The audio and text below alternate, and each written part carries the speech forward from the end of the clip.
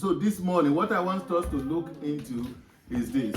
So waiting room is a room provided for the use of people who are waiting to be seen either by their doctor, or in the America they call it your family physician or personal physician, or a room in the railway station. That's another thing. You just come back from Nigeria, you waited in the airport. After you check in, you sat down there.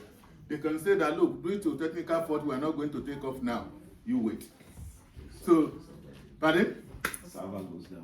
Yes, the server goes the server goes down. As I've said, you are free to talk, you are free to ask questions. We are just discussing. I just want to encourage us to stand firm in our faith. So, or a clinic where you sit down while you wait. So that is, I think everybody knows what the waiting space or waiting room is all about. So in the waiting room, there is something that is very, very interesting. You become stronger. That is debatable. Because at times you find yourself in a waiting room where you become weaker, depressed. We are just talking about one of the proverbs because you want God to kill him. Because he's fed up of being in that waiting room.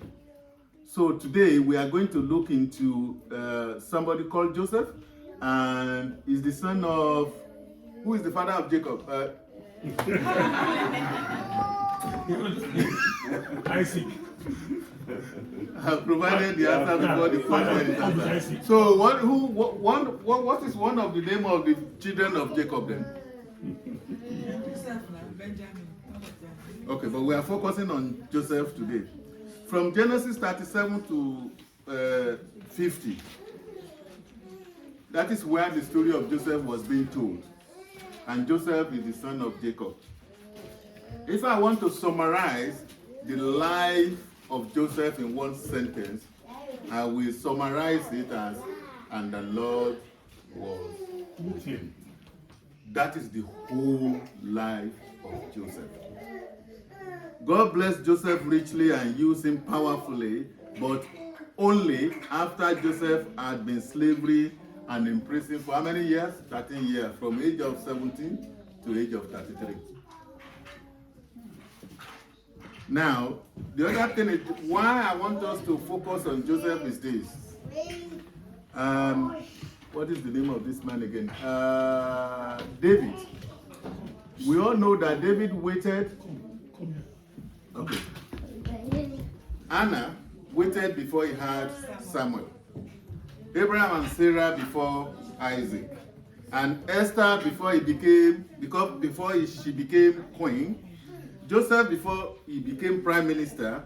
He waited between the age of 17 to 33, which is from that Genesis 37 to 50, as I said. Elijah, before he became a renowned prophet, he was in the waiting room. We all know the story where when he was fed with raven, when he was fed by the widow of Zarephath. David waited 15 years when he was anointed and the time he became king. For how many years? 15 years. And then he became the king of Israel. God's goodness and love was promised in the Bible. If you get time, read your Romans chapter 8, verse 28. Because it's a discussion time, I will get into where I will ask people to probably ask questions or if they want to clarify anything. So the Bible gives us many examples of people who had to wait for God. I don't know what you are waiting for, but waiting time is not easy. Waiting time is not comfortable. I don't know what you have waited for in your life, but I think everybody can relate to a waiting time.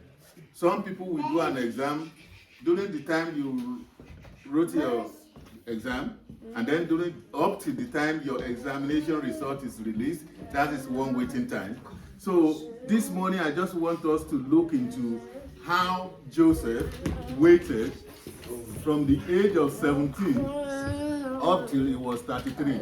When you read that Genesis 17 to 50, when you read it, what I realize is this. There are 11 significant times in the life of Joseph. Am I speaking to somebody here? Yes.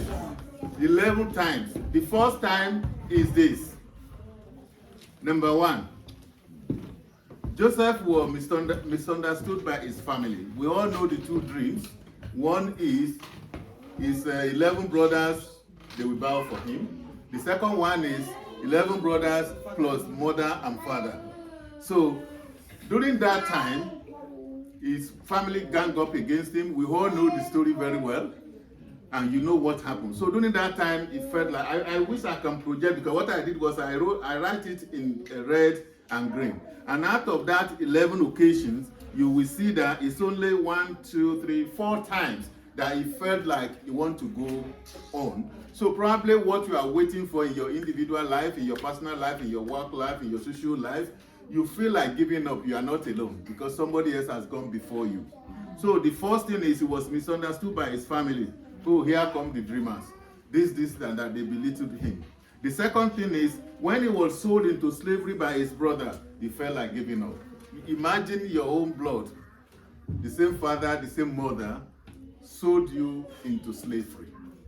How do you want to comprehend that? So he felt also like giving up. I don't know what you are passing through today. Probably you feel the same way. The third time is he lived in a strange country far from home. No father, no mother. You guys are enjoying now. There are some of us that when we came here, even when I see black people driving, I will go on the road and wave him down just to say hello. I don't know him. But because I can see that it's of my color. That is how it was before.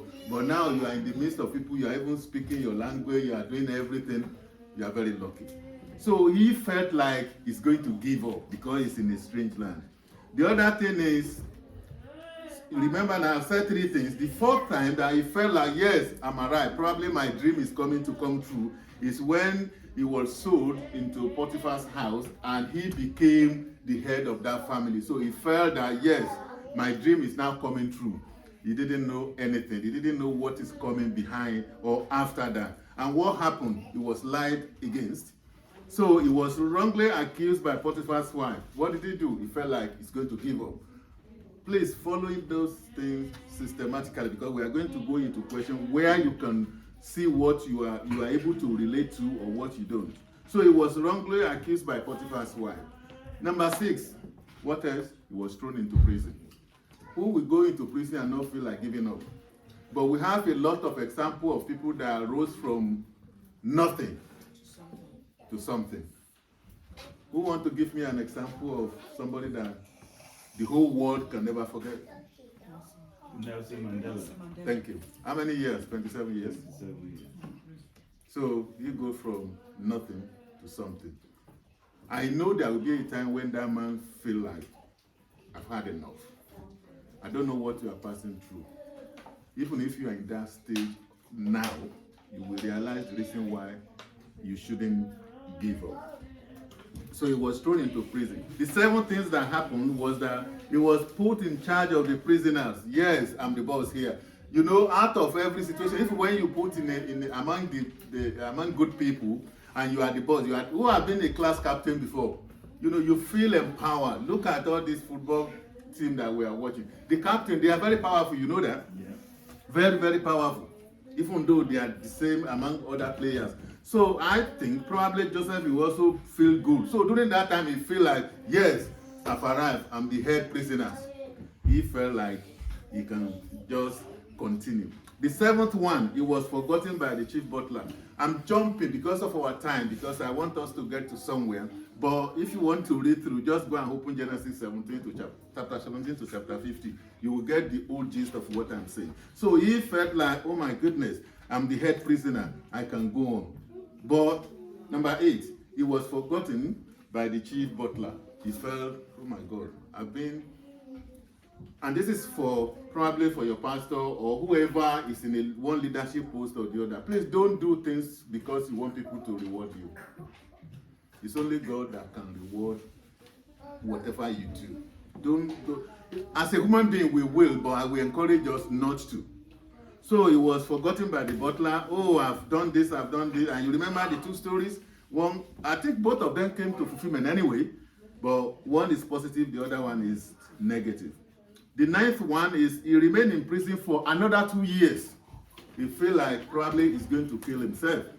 And then the 10th one, when he felt like I want to go on, is interpreted Pharaoh's dream. And then probably you can see some amber light.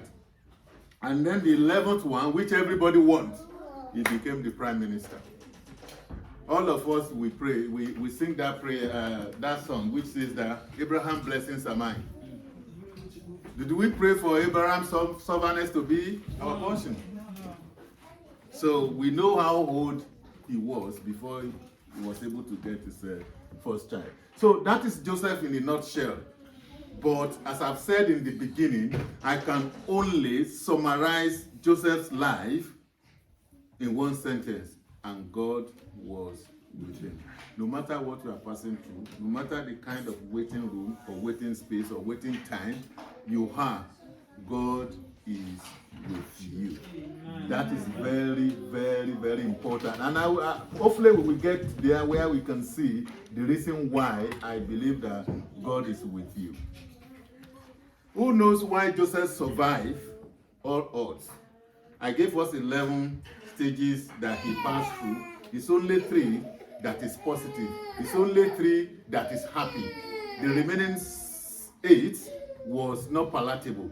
Why did he survive despite all odds? Just guess. Because of his dream. Because of his dream? Pardon? Sorry? God's purpose for his life.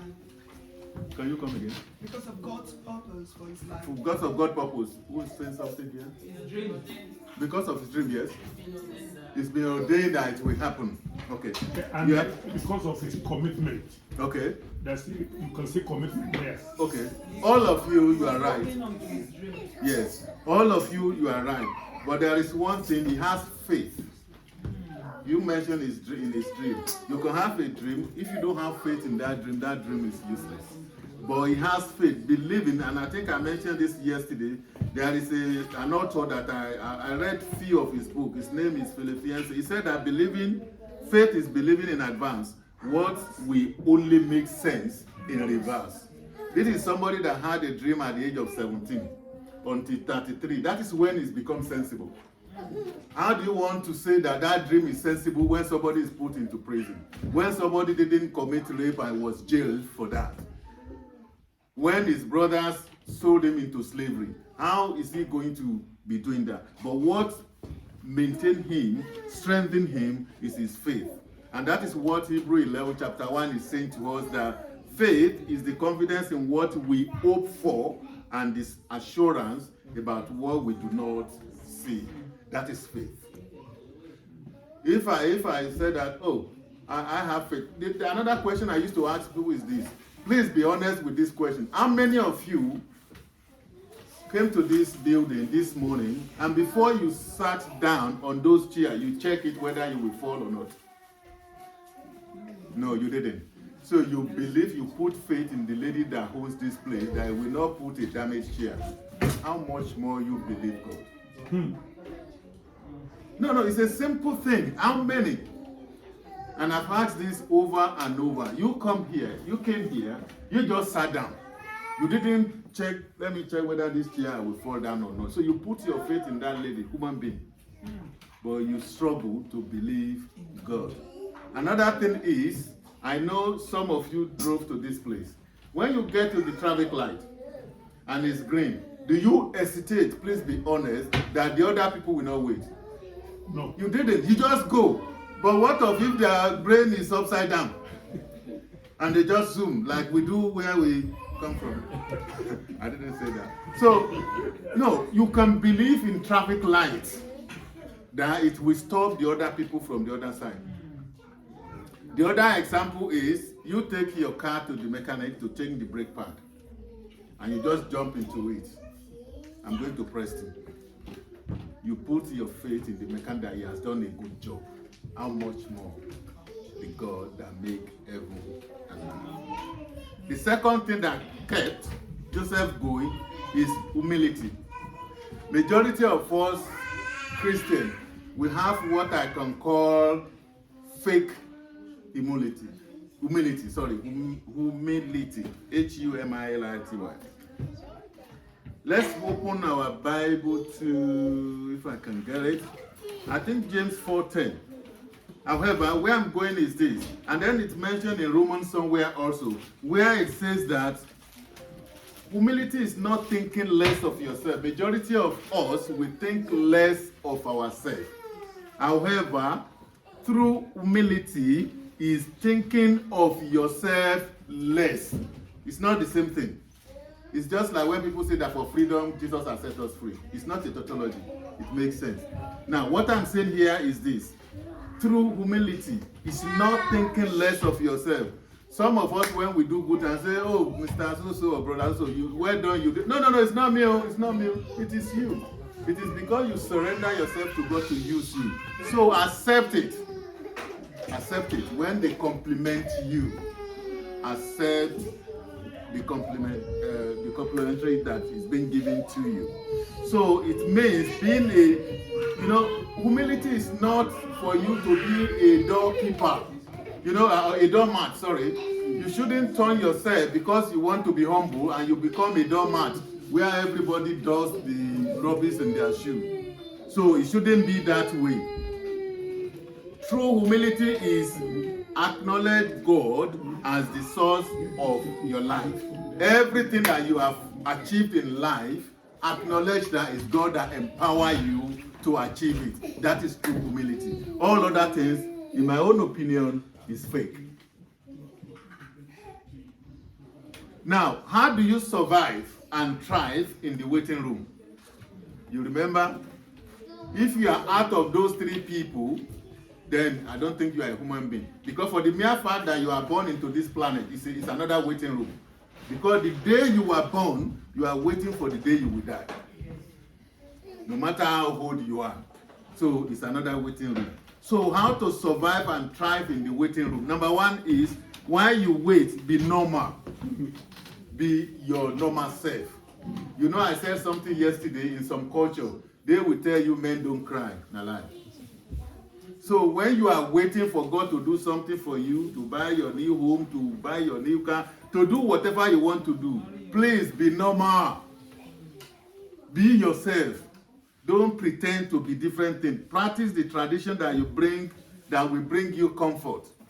If you are the one that like walking, there was a time, I think in an interview, we asked the candidates that when you are stressed and disturbed, what do you do to distress yourself? People give all kinds of examples. So be yourself in your waiting room. Because you are waiting for a job, that doesn't mean that you should not go in to say hello to somebody that has been employed. Because you are looking for a child, that doesn't mean that you should not go to somebody that have a child.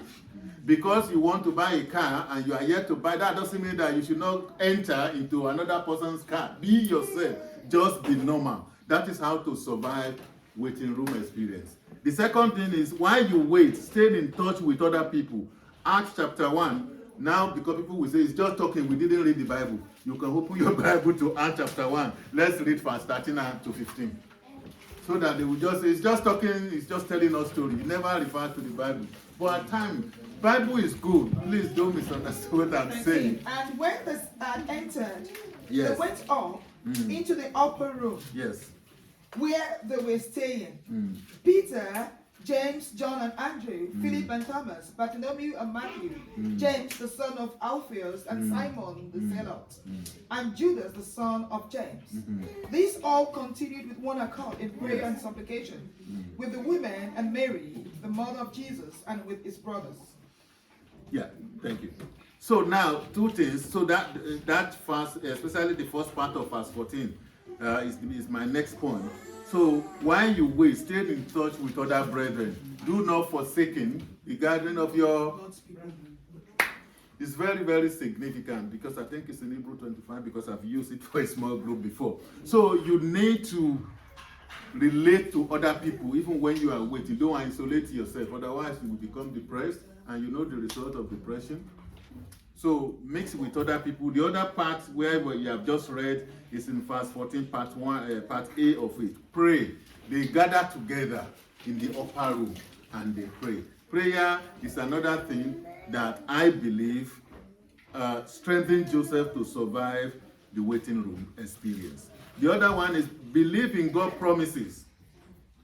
Hebrew chapter 11 verse 1. That is where the definition of faith. We need to believe in what God promises us. The other reason why I focus on Joseph is that Joseph is one of the rare people in the Bible. There is no specific promise of God for him. Abraham was promised that he will have a child. That is very specific. David was promised that he will become a king. That is very specific. When you look, Anna was, every one of them is very specific. But when you look at Joseph's case, it's not. It's not specific. There is nothing there. The only record that we have is that he had a dream, and nobody knows whether that dream will come to pass or not. The other one is, please act on God's promises for you. If you believe that God has promised you, you will get a job. Don't stay in the house and not looking for a job. Don't stay in the house and just fold your hands. Don't stay in the house. And I think Pastor Matthew said something the other time that, at times, prayer is not the answer always. Prayer is not, please get me right, I'm not saying prayer is not good, but prayer at times is not the answer. If you are sick, go to the doctor, if that is where your faith is. If you are looking for a job, go to the job center. You see, don't let us deceive ourselves. And I said yesterday, every miracle that Jesus performed has a process. There is no instant prayer, instant answer, in my own opinion. There is a process for everything. If God promised to prosper you, He will not just drop £1 billion from the sky. There is a process. God will help us in Jesus' name. Amen. So act on God's promises. That is why the book of Acts is called Acts of Apostles. In Yoruba, they say Iṣẹ́ àwọn Apostles, which means they do something. Literally, that is what it means.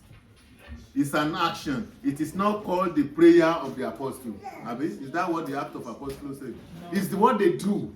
So it's an active statement, and you need to be active even in your waiting room. If you have to go and see the doctor, go and see the doctor. If you have to go to job center, go to the job center. If you are being told by whatever to be walking 10 miles in a day, please try, even if you can walk 100 meters. God will help us in Jesus' name. Amen. So the story is not about the followers of Jesus sitting longer in a classroom to learn a little bit more, but the act. Jesus' ministry lasted for 3 years. And we all know what happened there. So there are a lot of temptation when you are in the waiting room. Number one is discouragement. I've been looking for a husband or wife, I've been looking for a child or whatever for 15 years, it's never come. We all know how long Abraham waited for Isaac. The other thing that will came to your mind is what I call negativity. Please tell me when my time is fast spent. So negativity is another one. The next one, that the temptation is doubt. Is it going to happen? Is God going to give me what He promised me? Am I going to be healed of this sickness? Where am I going from here? The other thing is, you feel sorry for yourself. Why me? You throw a pity party. If not because of where I was born, if not because of the way I was brought up. There is one thing I say everywhere, and I'm not ashamed of saying it. If God can help me, He can help anybody in this planet. Because I'm Mr. Nowhere. Okay. Yeah. So, thank you for that. That's very, very helpful. The other thing is, waiting room temptation is that you are expecting the worst. I'm not going to survive this. Oh, they are not. They know. You see, we all know what I'm saying, unless if we are not going to be honest with ourselves. Oh, they got somebody to give the job for. Well, why do I have to go for the interview? I will tell you my own personal experience in 2 seconds. I did interview 5 times for the same job. And I even behaved like Abraham. I went outside of my jurisdiction because I thought God doesn't like me where I was. So I stepped out. But it's still the same result. But there is one thing I learned from there. Because at times when you are looking for something and it's not forthcoming, it's not that God is not with you. There is a reason for it. My experience in that story is that if I got it, I think I will have problems. It's either I will be frustrated, I will break down, or depressed. But that's a story for another time. The other thing that happened, the temptation that happened in the waiting room is disappointment. In Acts chapter 1, I'm not going to read it, verse 16 and 17 and then verse 20. Peter sidestepped all those temptations and said, you can finish this when you read it, but there is something where disappointment The other thing I didn't put here is fear. You know, when Peter stepped out of the boat to walk and go and meet Jesus, the reason why he started to sink was that he shifted his focus from Jesus and he's looking at this sea. I don't even know how deep it is. And then he started to do what? Go down in the water. So don't be distracted from your focus. The next one is how easy to do nothing and lament how everything did not work. Remember what they put there. Some people, others make it happen. Some people, just waiting to see whether something is going to happen or not. But that thing is really a very healthy word. Whoever put it there, God will bless that person. And if it's not alive, God will bless his family. How easy to do nothing and lament how everything did not work. In my culture, they will say that you are not there and you are complaining how they divided. Where were you when they are dividing it? Anyway, that's another story for another day.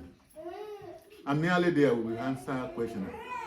I think I'm there. So, in the last few minutes, I've been trying to encourage you, no matter the waiting room you have. Probably you are waiting for, no matter what you are waiting for. Any question, contribution, or subtraction. If you disagree with anything, please let's disagree to agree, or let's agree to disagree.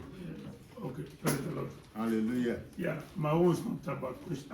It's not about contribution or. Okay. My question is this: you have come here to talk to us about our wedding, Yes. and my question is, what can we see in our spouse Yeah. or our children that could be a sign that something is not right? Okay. Okay? Like if I'm home with my wife, home with my children, the children also home with their parents, what can they see that can make them to say, something is not right? Okay. I don't know whether everybody agree with that. Do we agree? Okay.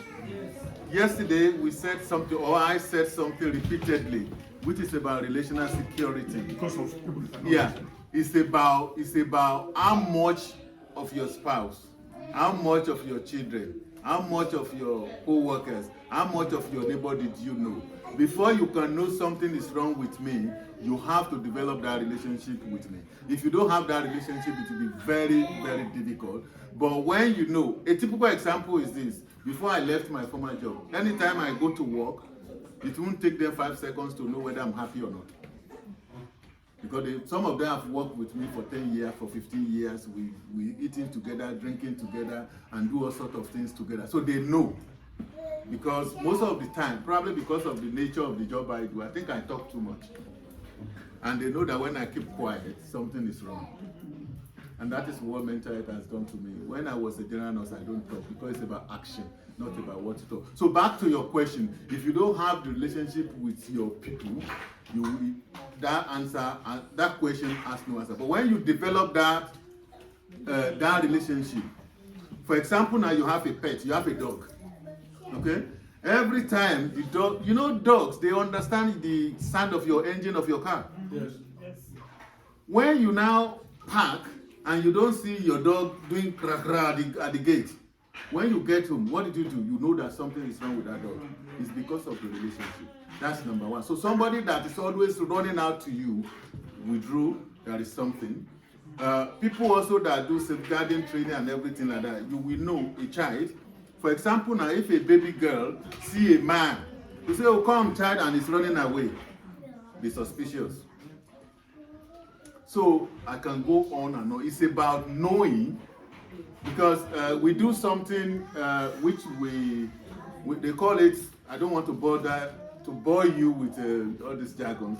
We call it HCR, which is a risk assessment instrument. What we do is we look at history. That is, we look at yesterday, and we look at what is happening now to predict what can happen tomorrow. So if you know those people yesterday, you can use it to understand what is happening now, and then you will predict what will happen. So therefore, in answer to your question again, relationship is the most important thing. So anything that is out of norm or normal, that will tell you that something is not right. The reason why I'm asking that question is that, in some family, Yes. for example, you can see people snapping, that might be constant.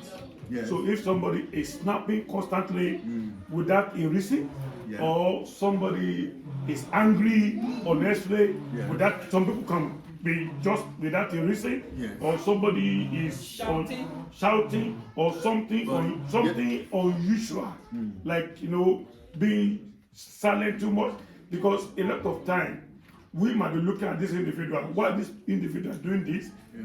I want us to see how we can see. It's by understanding. I said something to you about my cousin that, the accountant yesterday, that it took me 6,000 plus miles away to know what is happening to him. And people that surround him, they didn't see it. In Yoruba, with all apologies to those people that don't understand, when they are ali, Malodi. so it is something like that. I'm not brilliant to interpret that in English. So That's the people. we have professor here. Yeah, okay. The people that are around. Why are the you person. shaking your head? No, the people that are around the person may think it's a normal. And that is exactly what happened. But people outside, they will say something. I even explained to you yesterday, the senior pastor withdrew him from the church he was heading. Yes, he was a leader of that. They did think he's backsliding, he didn't want to do. His lack of understanding, his lack of knowledge, his lack of what we call that relational security, because they don't try to know. A lot of us, we don't know our neighbor. When I say neighbor, might be your children, your wife, or your husband. You need to know each other. Any other question? Yes. Talking about relational security, as we discussed yesterday, especially for the benefit of those people that were not around. Yes. When we talk about our relationship in our houses, like we have some homes that maybe the husband is so glued to his system, is always on the social media, he doesn't really give time for the wife or how do you get to curry when you go to that person and the person is always just glued maybe to the phone and like doing this? It's not like giving you the attention that you require. That's number one. For the children, we have most of our children, they're always glued to their games. Okay. They are there 24/7. And we can see lots of things happening, suicide and things like that these children are going into. They are going through lots of mental health issues that even we as parents cannot even understand, because they're always, the only time we see them is when they come out to eat or when they're going to school. So how do we guide against things, for our children, for us not to, because at times we feel that those parents are being careless. How would you know that your child is going through this? But in all honesty, they don't know. How do we relate? One of the way you can know is to develop interest in what they are doing. Okay? If your husband, what are you laughing for? If your husband likes football and you don't like it, try to watch a little bit, develop that interest in it. So pardon? You can break the television. Don't break the television, or you will pay for it if you do that. No, so if you develop, I'm not saying you should develop interest in everything, because that is the only time you can gain his attention. So if he's supporting Arsenal, even though you hate Arsenal Football Club, you have to like Arsenal by fire, by force, so that you can, it's about getting the attention. You need to gain that attention. If they are Rebecca, what game are you playing? Can you show me how to play it? If it's just 5 minutes. You'll be shouting. No, he will not. No. When she knew that you want to learn what he likes or what she likes, she will give you that time. Try it. Yeah. But should be white Yeah. should it not be vice versa? Because for instance now, for women they want to watch a Yoruba movie. Yes. And the man is not interested. Yes. For instance. So are you saying that? Yeah, I said you develop that interest a little. You are the one that we have a problem that we want to resolve. And you have to look at it from diverse ways. You see, because if you focus on your own alone, that will not solve the problem. Yes. Well, if I may actually come into that, yes. I actually look at it in a way that when the man, yes, you see, the aim of the man that wants to watch football is because he loves football. Yes. The woman actually doesn't. Has not been the kind of football enthusiast. Yes. Well, you mentioned that actually that develop that attitude towards. Yes, but yes. But yes, but at some point, my brother said something too. Yes. That okay, the woman may want to watch. You two also have to develop a little bit of Yes. interest in the movie. Exactly, but there is one angle there. Time. Yeah. There's some football that are live. There's Yeah. so there's some football that it's a live football. Yes. And Nollywood that is not live. It's not live, but So yeah, so where I'm going is Yeah. I'm actually not. I'm trying to Yes, balance it. yeah. Where I'm going is that Yes. okay, we can. The wife can. No. Can watch the football with the man. Yes. Then after the final whistle, the man should be magnanimous, not to say that look, I'm carrying my key, I'm going out. The Nollywood too. We sit down together and we watch the Nollywood together. No. 1 minute. I give you an example. So yeah.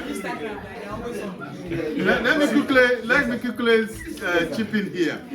When you mention live football, you know she's the one that is trying to win you to her side, so she will wait until halftime. When they do halftime, then she can go on it before they start the second half. You know, I suspected this or I identified this yesterday. What do you think about it? You will listen because he has given you your own time, supporting you in your own football. When they are not being beaten. When they are being beaten. Okay, sorry, I was talking here. Sorry. Yes. That's something I want to say here. Yeah. You see, anything that take our heart, that make us to misbehave, become an idol, Yes. become a small god, Yeah, we call them counterfeit gods. counterfeit gods. Yes, they are counterfeit. Yes. There's nothing that's supposed to take us away from our loved ones when our loved ones need attention. I will be sincere here that sometimes when I'm watching football, no, I'm not somebody that will come and tell lie here. When I'm watching football and they say, I will say, let me finish this, and I sometimes will say, okay, just leave it. Because this is what I'm saying. This is that I've got friends before that the wife complained to us Yes. that her husband play game till 1 o'clock at night, till 3 a.m. in the night. We'll be playing game, and the woman is there that will not look after. So Okay. we are in the church. We need to work on things that is taking us away from our relationship. Okay. Because that individual too, it will take that person away from God. Yeah, okay. The way it works is that you need to. Yesterday we talked about mental health and mental illness and mental well-being. You see, you can be addicted to anything. So what we are discussing here doesn't move to that level. You are not addicted to it yet.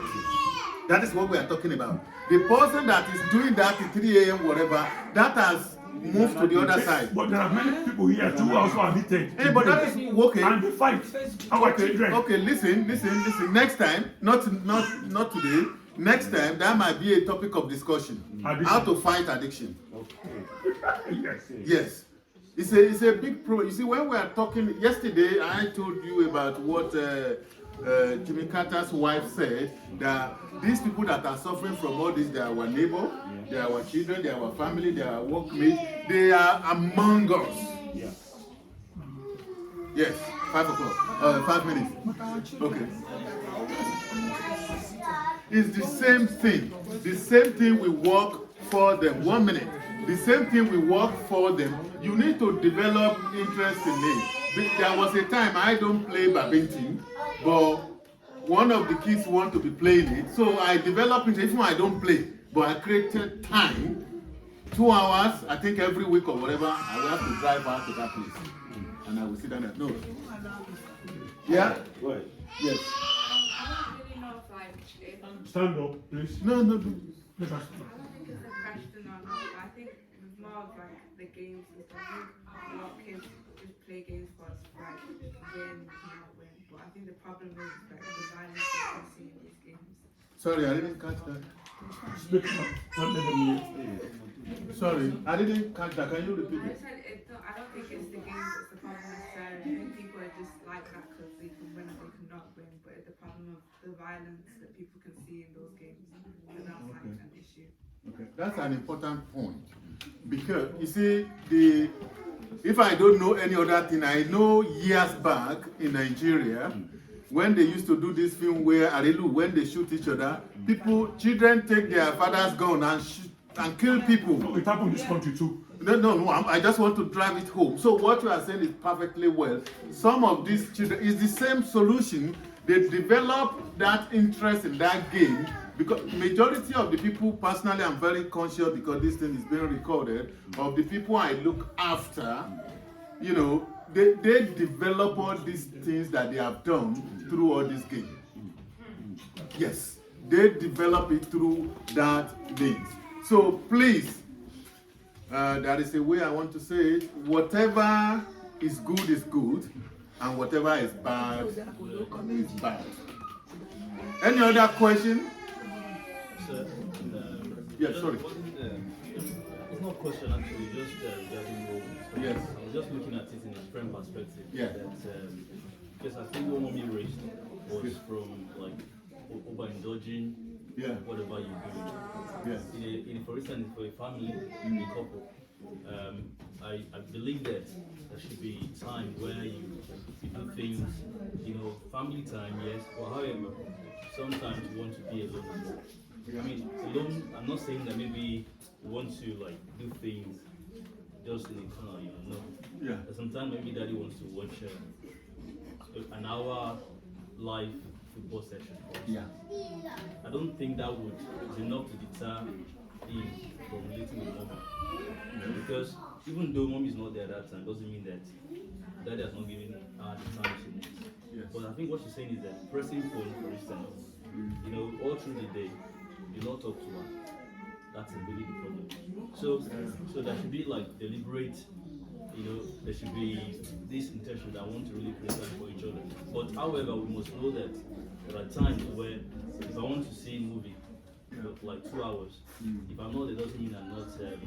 Doesn't mean that she's actually shying away from me, from relating with me. Yeah, I That's agree what with you. she's actually. Yeah, but that is true. We were I'm saying not something dis- else from what she asked. I'm just saying that what we were saying, Yeah. it's like we're digressing from what she asked. Okay, A thank you. little bit. Okay, thank you for that. So that's Yeah. excellent. Last but not the least. Okay, how do we help somebody that is breaking down? Okay. How do we find somebody breaking down and help them to see help? I want to give you a scenario. There was somebody who had mental issue in the past, and this person had broken down about few times. Yeah. But the cause of the problem was that person was with, until it was discovered that person was the cause. Let's say I'm the one breaking down. I've been breaking down, going to hospital first, second, third time, and my wife the one looking after me, and not knowing that she's the one giving me the problem. How do we resolve that? And that is not unusual, and I think one of the things, that is why what is the lady of our sister that came here with me yesterday? Junie. That is why he was saying that people need to seek help, especially professional counseling, because during that process, and I told you about the story of the psychology I went to see in Oxford. So during that process, they will be able to identify. I've seen a father is the one abusing a daughter, and he's the one that will always accompany her to the GP. Wow. Yes. Until this GP now use wisdom to say that, uncle, can you excuse us? We want to talk. That is the only thing they get to the root of, because the father is always there when the daughter want to talk about something that we expose it. No, it doesn't work. That is not the case. It will be for, if your name is Dan, I'm sorry, I don't mean it, it's just an example. And when the daughter wants to go into that, he will be shut down completely until they say that, look, okay, let's say even the lady or the boy, because it's not about baby girl alone, they can bring in a chaperone who is not the family. And then that is how you can get to the root. That is another way. You asked the question the other time. How do we spot abuse and all sort of things? That is one of the ways. When you see people, you know, when people are saying that they are the Alpha and the Omega, before you say A, they say B. You need to think twice because there is something there. Yeah, and when people now fail to seek help, what can you do for people that need help and will not want help? Okay, a typical example I will give is there's a family where there is problem. I said to them, I know this person is your relative, but I can bet you this relative of yours will kill you and will continue to enjoy his life. When he does that again, call the police. That's it. And then the police team, they now know the gravity of the problem and they will be forever thankful. Forever, they will be forever grateful that happened. But because of our culture, we feel reluctant to do that. Please, if your husband is beating you, please report him. And if your wife is beating you, And if your daddy is shouting, Call the police. before the police, you can call Exactly. the That's it. I want us to make something clear about calling the police. Yeah, no. Because Yeah. most times we go to the extreme. Yeah. Like the example we gave yesterday, Yes. you made mention of something that they Yeah. went to the extreme because Yes. the parents had to be jailed Yeah. before they got custody. Yeah, of that the is to children the back. extreme. That was to the extreme. And we are not here talking about getting to the extreme. No. Now, as someone that is neutral in our midst, Yeah. I just want you to advise us how to handle issues like that.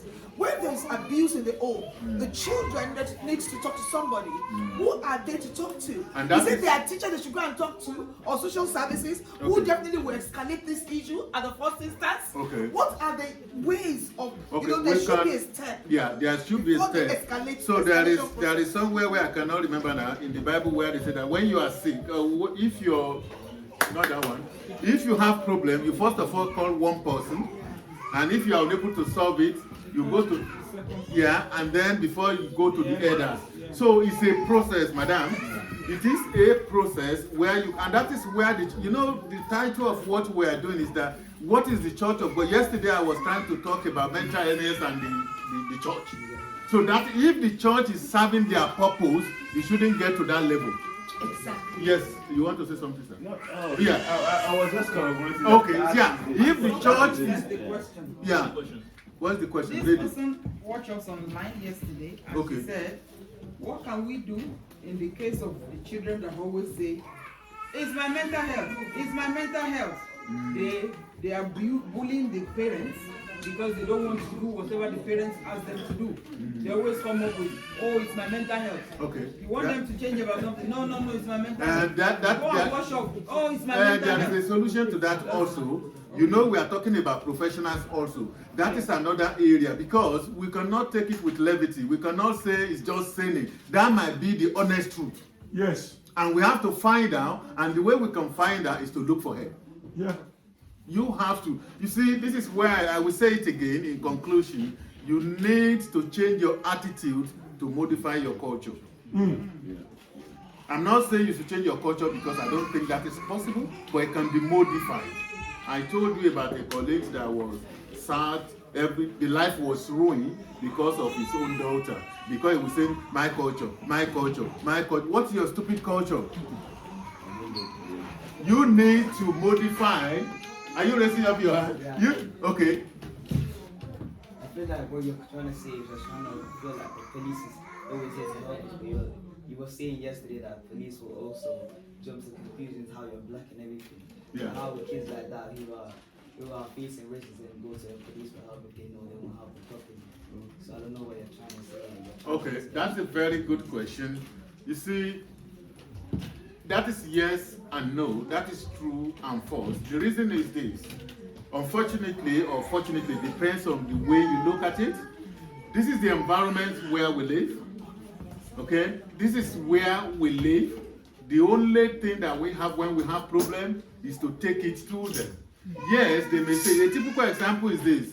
Matthew know who I'm talking about. There was a time some children throw stone on Baba in Metikins, and they call the police. The first question is, the people that throw stone on your car, are they black or white? The moment they say white, that's the end of the case.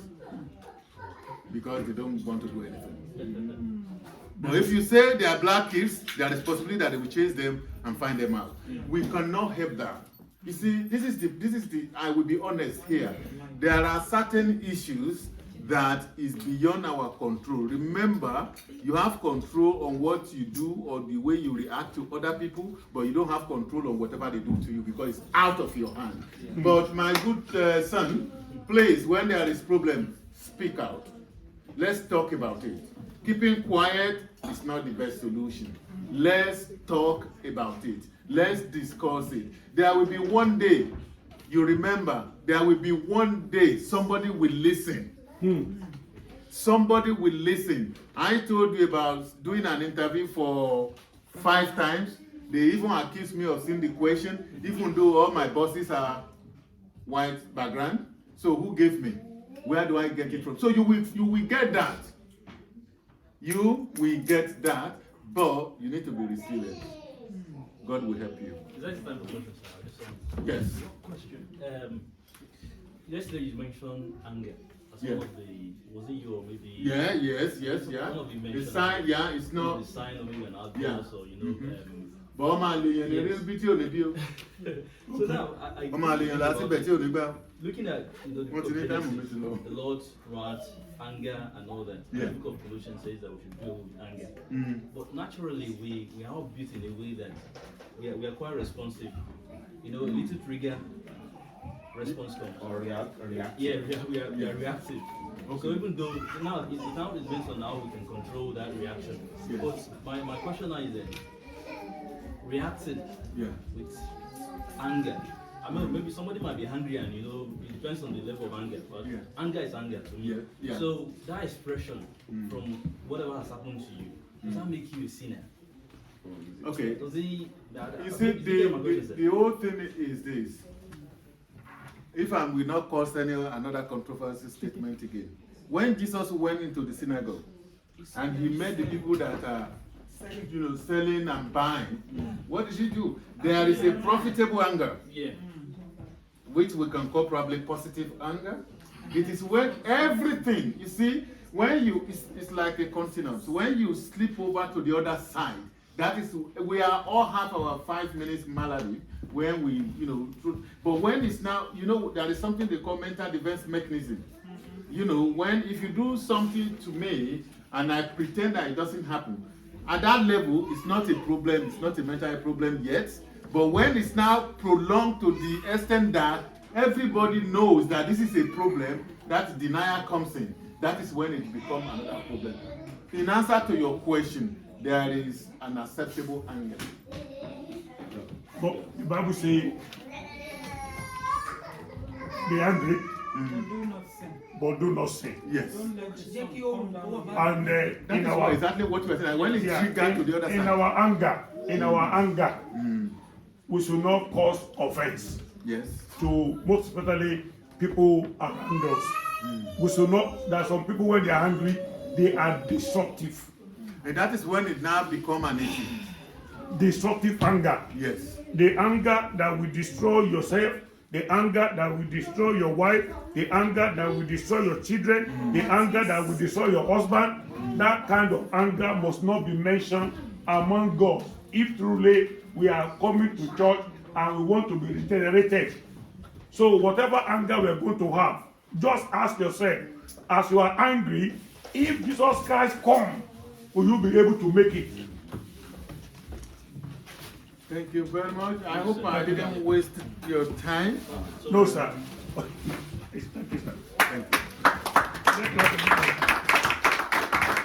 Praise the Lord. Yeah, we thank the name of the Lord because of this program. And before we go into the closing prayer, I think we need to give like